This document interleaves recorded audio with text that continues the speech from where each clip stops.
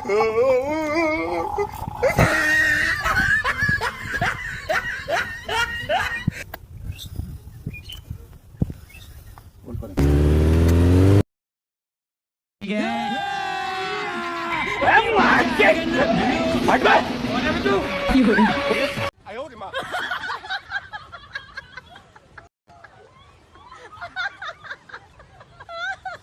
যাব না বেগুন তুলিতে।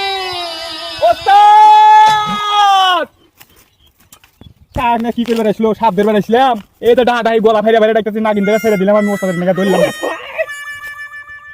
ওস্তাদ দেখো দেখো গাছ উঠছেন কে? নামেন ওই ওস্তাদ, নামুন। ছাড়া ভাই আমাকে ওলা ভাই, আমি আজ থেকে ভাই দাঙ্গা আমার দেবো ভাই 700 টাকা দিন। আমার এই 40-50 টাকা কোনো দরকার নাই ভাই, আমার জানি নাই, আমার জানি শেষ হয়ে গেছে। কে রে ভাই? তুই যে নাগিন ধরলু, ওই নাগিন ধরে কি করলু? ওস্তাদ অনেক কিছু সব আমার মনে হয়েছে, নাগিন নাগিন কি করে খাবো রে? 700 টাকা দিন কামলা লোভে পড়ে গেলাম দান কেটে নিয়ে, এক পাই তুলতি না তুলতি আমি অজ্ঞান। 1000 টাকা খরচা, ডাক্তারে দিয়েছিলাম 1000।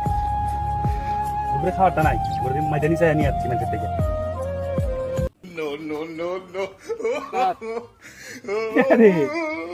তুই দেখা করে যাস ওস্তাদ, আমি আর হাত ধরে দাম না ওস্তাদ।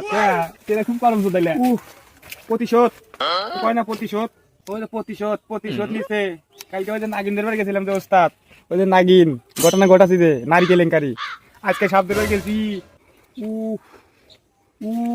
ওই যে নাগিনেরই আছিল, নাগিনের ধরে কালকে নাগিনে আমি নারী কেলেঙ্কারি করছি না। আজকে ওর হাব আর একজন আছে, সাথী নাগরাজ এসে আমার না মনে করেন যে দর্শন করছে। আমি আর সাপ ধরে ওস্তাদ। আমি তো বারে করছি যে এখন এগুলো বদমাইশি করিস না, বদমাইশি ফল ভালো হয় না। এই দেখলি তো তুই যেটা করছিল সেটা দোহাতে হয়ে গেছে। আবার পেট ঠিক আছে তো না ওস্তাদ, কি কয় না কয় ওটা সাপ আর মানুষ বিশেষ ভাই কখন কি হয়ে যায় ভাই। আমি আর হাত ধরুন ওস্তাদ, নতুন করে কিছু পাবেন। হাত ধরলাম আমি তো এই যে গোলাদি মুড়ি মাঝে চাই আসছে, আমার তো খাওয়ার কিছু নাই, গোলাদি মুড়ি চাই আনছি খাইতেছি।